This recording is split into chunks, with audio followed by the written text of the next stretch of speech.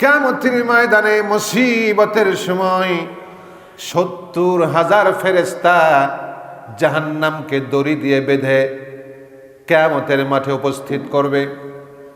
কত হাজার ফেরেশতা ধরবে? 70,000 ফেরেশতা জাহান্নামকে কিয়ামতের মাঠে নিয়ে আসবে। 70,000 দড়ি দিয়া বেঁধে নিয়ে আসবে। 70,000 দড়ি দিয়া কিয়ামতের ময়দানে জাহান্নামকে নিয়ে আসা হবে। আল্লাহর নবী বলেছেন, আদম সন্তান সকালে ঘুম থেকে উঠলে তার শরীরে জয়েন্ট আছে 307টি। এই যে 206খানা হাড়ের কথা বললাম, এই 206খানা হাড়ের আবার জয়েন্ট আছে 360টি। সুবহানাল্লাহ বলেন। আল্লাহ নবী বলেন, এই 307টি জয়েন্টের প্রত্যেকটি জয়েন্টের সাদাকা আদায় করা আদম সন্তানের জন্য জরুরি হয়ে যায়। সাদাকা আদায় করতে হবে সকালবেলা উঠে। নবীজি বললেন, বান্দা যখন বলে সুবহানাল্লাহ, সাদাকা আদায় হয়ে যায়। আলহামদুলিল্লাহ বললে সাদাকা আদায় হয়ে যায়। আল্লাহু আকবার বললে সাদাকা আদায় হয়ে যায়। লা ইলাহা ইল্লাল্লাহ বললে সাদাকা আদায় হয়ে যায়। আর সৎ কাজের আদেশ দিলে সাদাকা আদায় হয়ে যায়। অসৎ কাজে বাধা দান করলে সাদাকা আদায় হয়ে যায়। আবার কেউ যদি এর মোকাবেলায় চাস্তের নামাজ 4 রাকাত নামাজ আদায় করে, তাহলে এর মোকাবেলায় এই সাদাকা তার আদায় হয়ে যায়। সুবহানাল্লাহ। যেগুলো পড়তে পারলাম না, আমি 4 রাকাত নামাজ পড়লাম দ্বীপ্রহরের আগে 9টার পরে, তাহলে তার এটা আদায় হয়ে যাবে। সুবহানাল্লাহ পড়ি। জীবনের সর্বক্ষেত্রে প্রশংসা হবে একমাত্র কার? মহান রব্বুল আলামিন। বিশ্বনবী সাল্লাল্লাহু আলাইহি ওয়াসাল্লাম, তার প্রতি আমরা দরুদ পড়েছি। নবীজি বলেছেন যে আমাকে নিয়ে তোমরা বাড়াবাড়ি করো না, আমি সেরা নবী, আমি সর্বশ্রেষ্ঠ নবী, এটা নিয়ে তোমরা বাড়াবাড়ি করবো না। দেখুন, রাহমাতাল লিল আলামিন, সারা জগতের যিনি রহমত, তিনি বলছেন আমাকে নিয়ে বাড়াবাড়ি করে কথা বলবো না। একদিন মসজিদে গিয়ে তিনি দেখলেন যে মসজিদের ভিতরে সাহাবীরা বলতেছেন আমাদের নবী সেরা। সুবহানাল্লাহ। তিনি বলেন, না, এভাবে বলো না। যখন সবাই অজ্ঞান হয়ে পড়বে কিয়ামতে, আমি নবী মুহাম্মদ রাসূলুল্লাহ, আমি অজ্ঞান হয়ে পড়ে যাব। আমি জ্ঞান ফিরে দেখব যে মূসা আলাইহিস সালাম আরশের এক কোণায় চুপ করে বসে আছে। উনি আগেই জ্ঞান ফিরে পেয়েছেন নাকি জ্ঞান হারান নাই, এটা হতে পারে। আমাকে নিয়ে বাড়াবাড়ি করো না। আর আমরা তো একটুতেই অনেক কথা বলে ফেলি। এজন্য রাসূল বলেছেন, আল্লাহ তাআলা বলছেন, খবরদার অহংকার করো না। অহংকার হলো আমার চাদর, আমার চাদর নিয়ে টানাটানি করো না। সুবহানাল্লাহ। নিরহংকারী মানুষগুলোই ভালো সমাজে, এদেরকে সবাই ভালোবাসে। ইসলাম একটি পূর্ণাঙ্গ জীবন ব্যবস্থা। ইসলাম কি? পূর্ণাঙ্গ জীবন ব্যবস্থা। মসজিদে নামাজ পড়লাম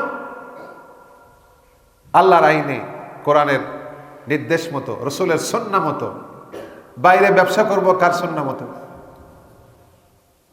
বিধর্মীদের, খ্রিস্টান, ইহুদিদের। কৃষি কাজ করব কার সুন্নাহ মতো? এরপরে চাকুরি করব কার সুন্নাহ মতো? বাইরেও আল্লাহ রসুলের সুন্নাহ মতো আমাদের চালাতে হবে। তাহলে ইসলাম হলো পূর্ণাঙ্গ জীবন ব্যবস্থা। আপনারা বলেন, এই যে মোটরসাইকেলের মেকারের সামনে একটা ভাঙা মোটরসাইকেল থাকে না, থাকে না? দেখছেন কি? হয়তো টায়ার ঠিক নাই, হ্যান্ডেল ঠিক নাই, বিভিন্ন পার্টসপাতি ঠিক নাই, একটা ভাঙা মোটরসাইকেল রাখছে। কি জন্য রাখছে? সবাই যেন বোঝে যে এইখানে মোটরসাইকেল ঠিক করা হয়। কিন্তু এই মোটরসাইকেলে কেউ যদি চড়ে চালাতে চায়, চলবে নাকি? চলবে না।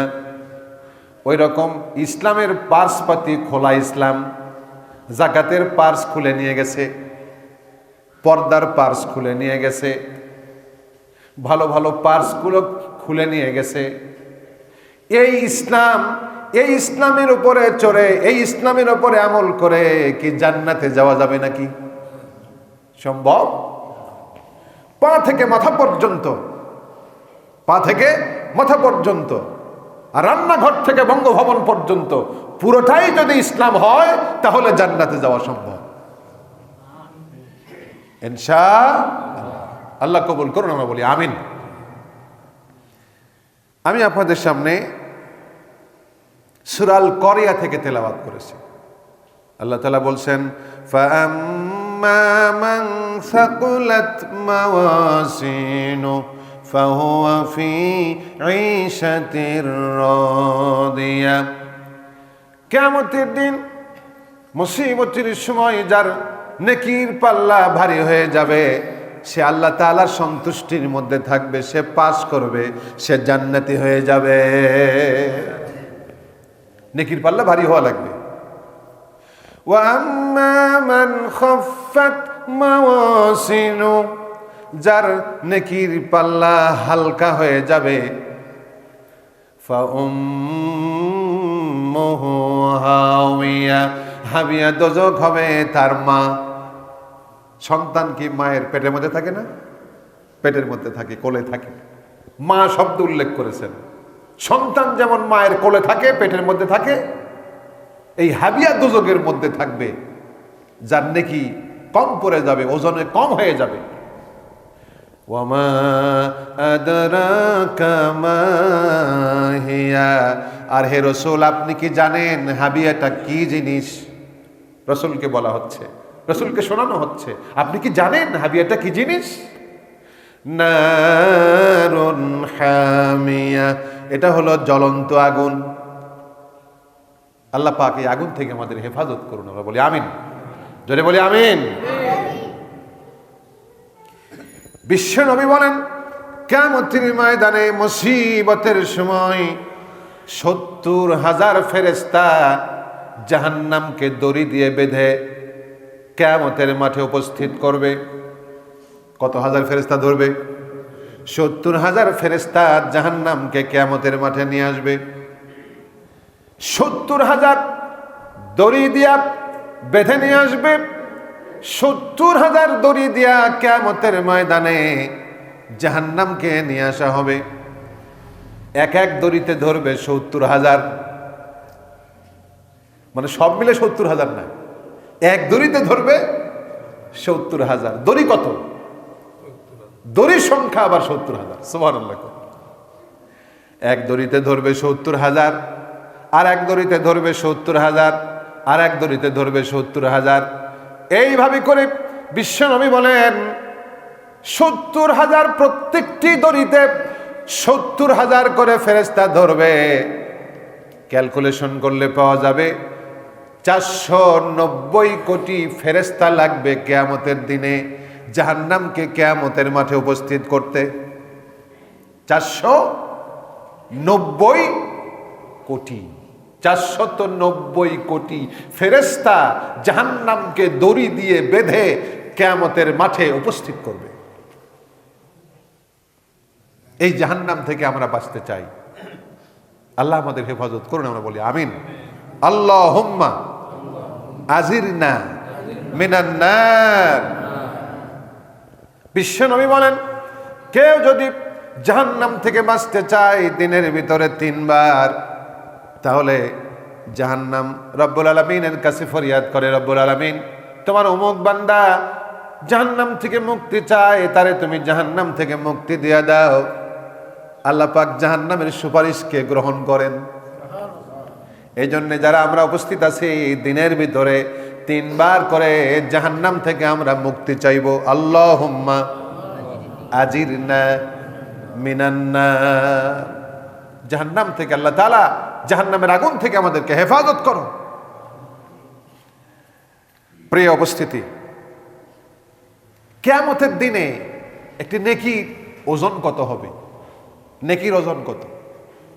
একটা নেকির দাম কত? বিশ্বনবী বলেন, একটা নেকি যদি তার কবুল হওয়া নেকি থাকে, কিয়ামতের ময়দানে ওই নেকি নিয়ে সে জান্নাতে যাবে। ওই নেকি নিয়েই জান্নাতে যাবে যদি নেকিটা কবুল হয়ে থাকে, আমলটা কবুল হয়ে থাকে। অবশ্য এক নেকি নিয়ে জান্নাতে যাবে, তার আগে হয়তো কিছু কষ্ট টষ্ট হতে পারে। নেকি থাকলে জান্নাতে যাওয়া সম্ভব। আমি জেলখানায় ছিলাম 10 দিন। তো ওইখানে পিসি বলে, পিসিতে বাইরের থেকে কেউ টাকা পাঠালে, তো ওই পিসিতে টাকা থাকলে সব খাওয়া যায়, বিরিয়ানিও খাওয়া যায়। আমাকে লোকেরা বলল যে আমরা বিরিয়ানি খাবো, আপনার গোস্ত দেওয়া লাগবে, গোস্ত যা লাগে। ঠিক আছে, আমার অ্যাকাউন্ট থেকে কেটে নাও। পিসি আছে, পিসি বাইরে থেকে টাকা দিয়েছে, তো গোস্ত কেনা হলো, বিরিয়ানি রান্না হলো, বিরিয়ানি খাওয়া হলো। জেলখানার মধ্যে বিরিয়ানি।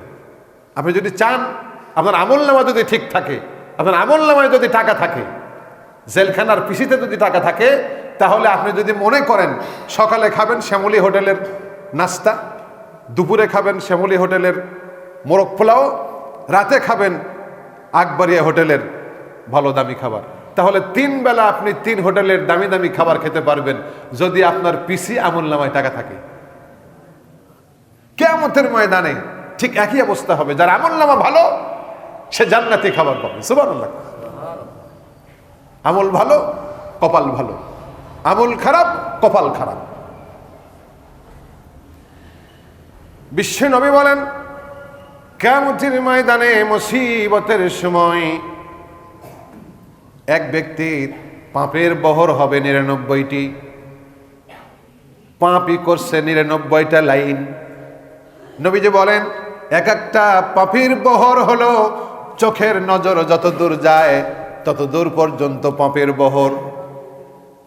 তাহলে পাপ করছে কতগুলো? এরকম লাইন কতগুলো? 99টি।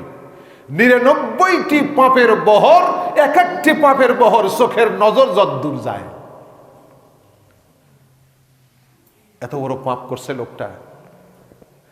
আল্লাহ রাব্বুল আলামিন বলেন, ফেরেশতা থামো, আমার বান্দার ভালো আমলও আছে, নেক আমলও আছে।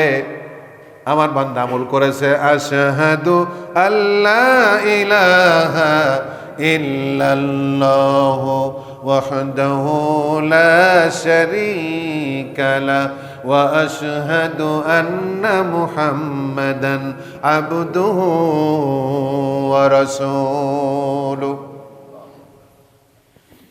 বান্দা বলবে, রব্বুল আলামিন 99টি পাপীর বহরের তুলনায় এই একটা মাত্র আমল কদ্দুর বা আমাকে এগিয়ে নিয়ে যাবে। আল্লাহ রাব্বুল আলামিন বলবেন, ফেরেশতারা আমার বান্দার এই আমলটা আমল নামায় তুলে দাও।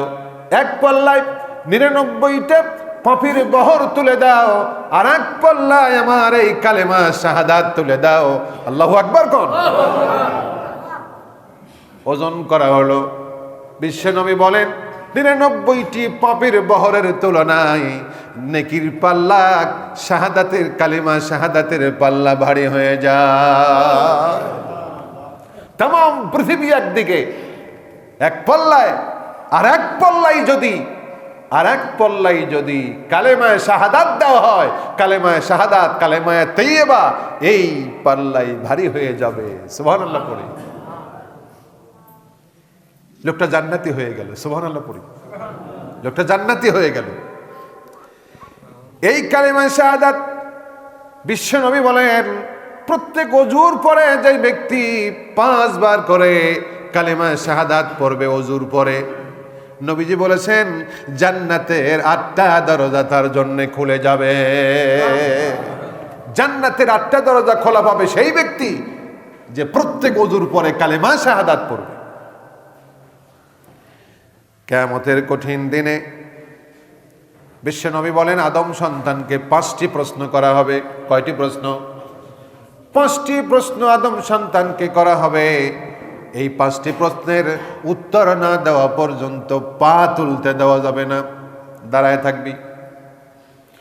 নবীজি বলেন 50,000 বছর কিয়ামতের দিনটা লম্বা হবে 50,000 বছর। আল্লাহু আকবার কোন? 50,000 বছর দিনটা লম্বা হবে একদিন। অবস্থা কেমন হবে, কিরকম ভয়াবহতা। নবীরা বলবে রব্বুল আলামিন আমারে বাঁচাও। আদম আলাইহিস সালাম বলবে আমাকে বাঁচাও। নূহ আলাইহিস সালাম বলবে আমাকে বাঁচাও। ইব্রাহিম আলাইহিস সালাম বলবে আমাকে বাঁচাও। ঈসা আলাইহিস সালাম বলবে আমাকে বাঁচাও। মূসা আলাইহিস সালাম বলবে আমাকে বাঁচাও। একমাত্র বিশ্ব নবী রাহমাতাল লিল আলামিন বলবেন রব্বুল আলামিন আমার উম্মতদেরকে বাঁচাও। সেই কিয়ামতের ময়দানে আদম সন্তান দাঁড়িয়ে থাকবে বছরের পর বছর ধরে, 50,000 বছর ধরে গোস্বা হজম করে দাঁড়িয়ে থাকতে,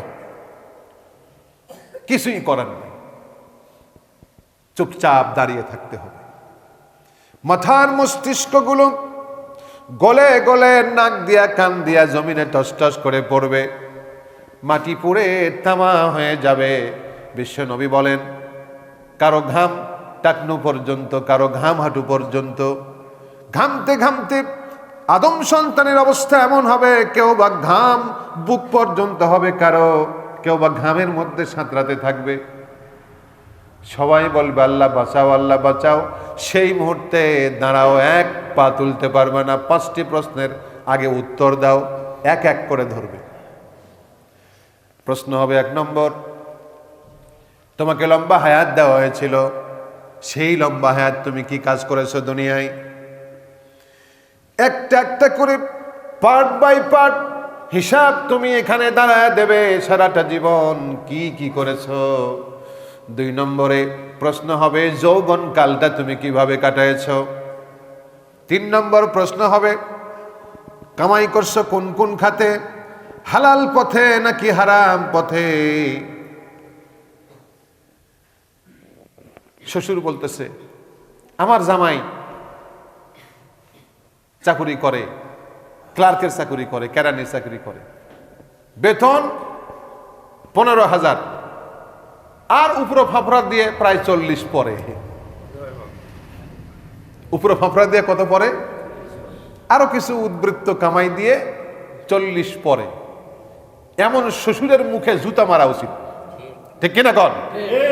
এমন শ্বশুরের মুখে জুতা মারা উচিত। ও খুশি হয়ে গেছে, খুশিতে বাকবাকুম হয়ে গেছে। আরে মিয়া, তোমার জামাই তো জাহান্নামী, তোমার মেয়ে যদি প্রতিবাদ না করে তোমার মেয়েও জাহান্নামী, আর তুমি তো জাহান্নামে গেছই। তুমি তো জামাইয়ের অবৈধ কামায়ে খুশি হয়ে গেছে। নবীজি বলেছেন হারাম পথে, অবৈধ পথে কেউ যদি রোজগার করে শরীরে রক্তগোস্ত বেড়ে যায়, এই রক্তগোস্ত গুলো জাহান্নামের আগুনে জ্বলবে। নাউজুবিল্লাহ কোন? 4 নম্বর প্রশ্ন হবে আয় করেছো কোন কোন খাতে। 3 নম্বর প্রশ্ন হবে আয় করেছো কোন কোন খাতে। 4 নম্বর প্রশ্ন হবে এগুলো আবার ব্যয় করলে কোন খাতে, হালাল পথে নাকি হারাম পথে। পাই পাই করে একটা একটা করে হিসাব দাও, হিসাব নেওয়া হবে। এরপরে আমার কাছে ব্যাংক থেকে মেসেজ আসছে, আমার ব্যাংকে কত টাকা ছিল, কত টাকা উঠছে, এবং এবার ট্যাক্স কত কাটছে, এই সব সরকার কত কাটলো নিয়ে আমার মোবাইলে দিয়ে দেওয়া হয়েছে যে আপনার কিন্তু এখন এত টাকা আছে।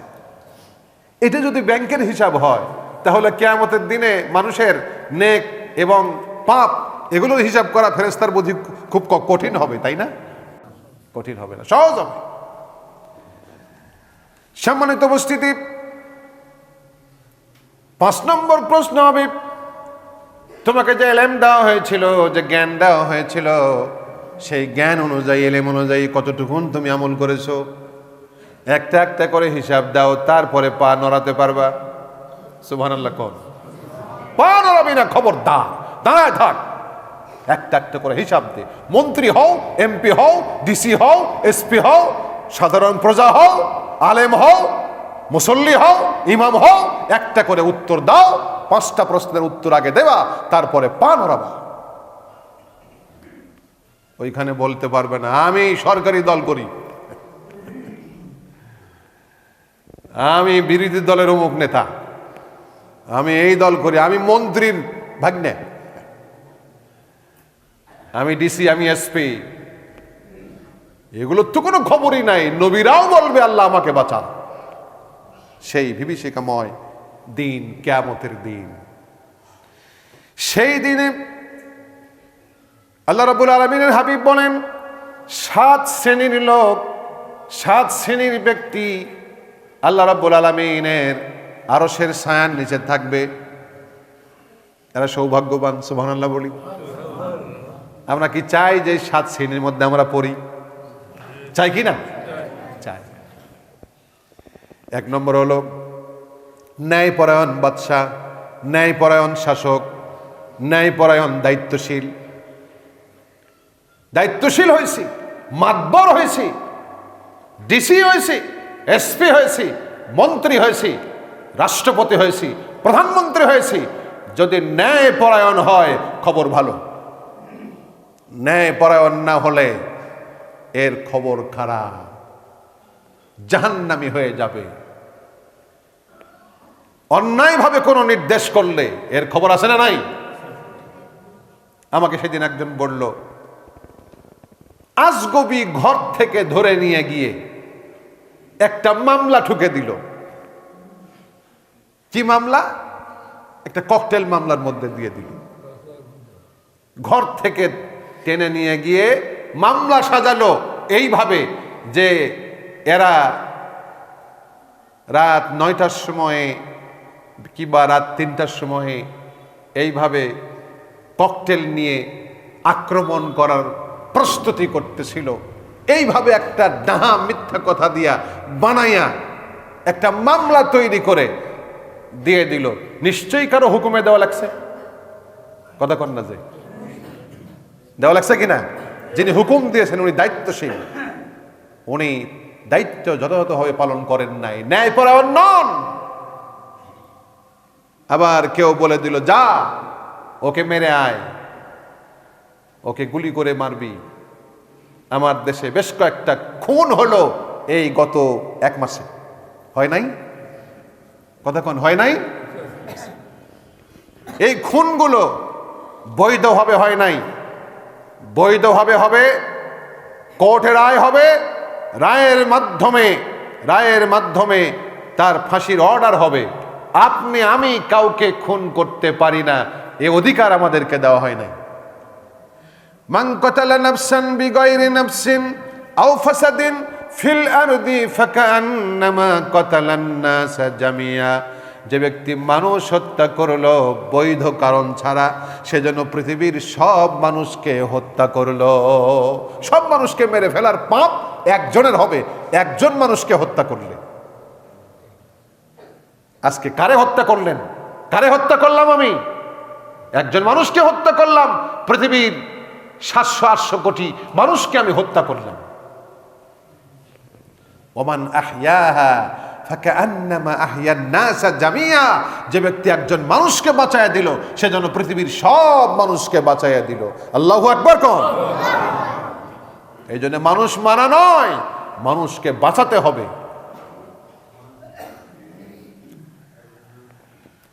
বিশ্ব নবী সম্রাট জনাবে মুহাম্মদ রাসূলুল্লাহ সাল্লাল্লাহু আলাইহি ওয়াসাল্লাম বলেছেন, 7 শ্রেণীর মানুষ কিয়ামতের ময়দানে আল্লাহ রাব্বুল আলামিনের ছায়ার নিচে, আরশের ছায়ার নিচে থাকবে। তার মধ্যে 1 নম্বর হলো ন্যায়পরায়ণ বাদশা।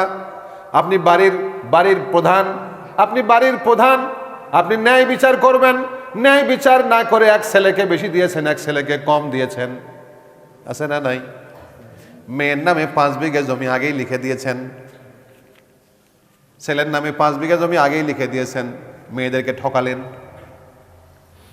ঠকালেন। ন্যায়পরায়ণ নাকি আপনি? আপনি কি ন্যায়পরায়ণ নাকি? আপনি কি ন্যায়পরায়ণ হতে পারলেন নাকি? কিয়ামতের ময়দানে নামাজ, রোজা, হজ, যাকাত শুদ্ধই জাহান্নামী, শুদ্ধই জাহান্নাম। তাহলে ন্যায়পরায়ণ বাদশা, ন্যায়পরায়ণ দায়িত্বশীল, ন্যায়পরায়ণ শাসক কিয়ামতের দিনে 1 নম্বরে আল্লাহর আরশের ছায়ার নিচে থাকবে। সুবহানাল্লাহ পড়েন। নামাজি ব্যক্তিও আরশের ছায়ার নিচে থাকবে। সেটা 1 নম্বরে আনেন নাই আল্লাহ রসুল, 1 নম্বরে আনছেন ন্যায় পরায়ণ বাদশা, কারণ ন্যায় শাসনের দরকার আছে না নাই। 2 নম্বরে ওই যুবক, যেই যুবক ইবাদতের মধ্যে যৌবন কাল কাটায় দেয়। কিন্তু যুবক কি করে? যুবক এই যে এখন শীতকাল আসতেছে, এই যে উচ্চ স্বরে বাদ্য বাজায়া, হ্যাঁ, নাচ গান করে, এর মধ্যে বিড়িও খায়, এর মধ্যে আবার নাকি ইয়েও খায়, গাঁজাও খায়, খাইয়া ওইখানে মানে ওই মাঠের মধ্যে এরা নেচে গেয়ে পিকনিকের নামে শয়তানি, ভণ্ডামি, লুচ্চামি এই কাজগুলো করে আমাদের দেশে, ঠিক কিনা? এদের বাপ মা যদি ঠিক না হয়, এই বাপ মা শুদ্ধই জাহান্নামে, বাপ মা শুদ্ধই জাহান্নামে চলে যাবে। এই জন্যে আল্লাহ রসুল বললেন যৌবনকালটা অত্যন্ত গুরুত্বপূর্ণ। ওই যুবক, যে যুবক তার যৌবনকালটা ইবাদতের মধ্যে কাটিয়ে দেয়, সুবহানাল্লাহ পড়েন। 3 নম্বর হলো সেই ব্যক্তি যার অন্তর মসজিদের সাথে লেগে থাকে। আল্লাহু আকবার কোন? মসজিদের সাথে অন্তর লেগে থাকে। ফজরে আজান হলো, মসজিদে এসে জামাতে কাতার পুরা করে দিল, জোহরে আসলো, মাগরিবে আসলো, সব নামাজে কাতার পুরা করে দিল।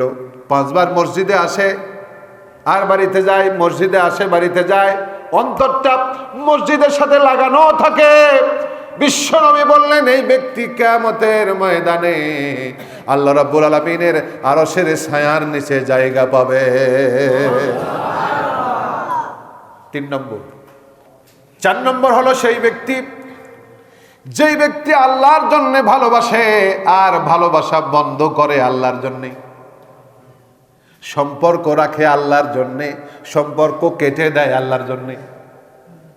আমরা কাটি সম্পর্ক জমির জন্যে, আমরা কাটি সম্পর্ক টাকার জন্যে, আমরা কাটি সম্পর্ক স্বার্থের জন্যে। বিশ্বনবী বললেন তোমার ভালোবাসা হবে আল্লাহর জন্য, ভালোবাসা থেকে বিরত থাকবা, দূরে থাকবা, তাও আল্লাহর জন্য। এমন ব্যক্তি কিয়ামতের ময়দানে আল্লাহ রাব্বুল আলামিনের আরশের ছায়ার নিচে জায়গা পাবে। 4 নম্বর। 5 নম্বর, সেই ব্যক্তি কোন সুন্দরী নারী আহ্বান জানালো এসো প্রেম করি, এসো আমরা আনন্দ করি। যুবক বলল, ওই পুরুষটি বলল ইন্নী আখাফুল্লাহ, আমি আমার আল্লাহ রাব্বুল আলামিনকে ভয় করি। আল্লাহু আকবার কোন? সে কাজে সাড়া দিল না। ফেসবুকে, মেসেঞ্জারে, হোয়াটসঅ্যাপে, এরপরে আপনার টেলিগ্রামে, এরপরে ইমুতে আসলো একটা মেয়ের মেসেজ আসলো, এসো প্রেম করি। ছেলেটি লিখে দিল ইন্নী আখাফুল্লাহ, আমি আল্লাহকে ভয় করি, আমি ওই সমস্ত তোমার প্রস্তাবে রাজি নাই।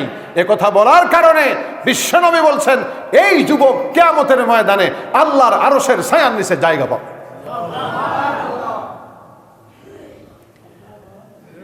6 নম্বর, সেই ব্যক্তি বিশ্বনবী বলেন ডান হাতে দান করে, বাম হাতে তা জানে না। দান করলো বাম হাত দিয়া, বাম হাতে তা জানে না। তার মানে গোপনে দান করে বলে বেড়ায় না। প্রকাশ্যেও দান করা যায় আছে, তার মানে এই নয় যে প্রকাশ্যে দান করা যাবে না, প্রকাশ্যেও দান করা যায় আছে। কিন্তু এখানে বলা হয়েছে গোপনে যে ব্যক্তি দান করে এই ব্যক্তি কিয়ামতের ময়দানে মুসিবতের সময় আল্লাহ রাব্বুল আলামিনের আরশের ছায়ার নিচে জায়গা পাবে। সুবহানাল্লাহ বলি। 7 নম্বর এবং শেষ নম্বর।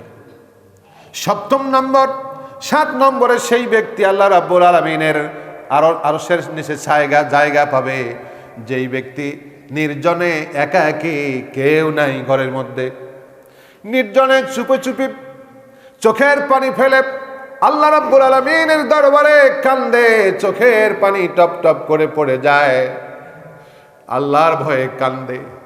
এই ব্যক্তি সম্পর্কে আল্লাহর নবী বললেন কিয়ামতের ময়দানে আল্লাহ রাব্বুল আলামিনের আরশের ছায়ার নিচে জায়গা পাবে।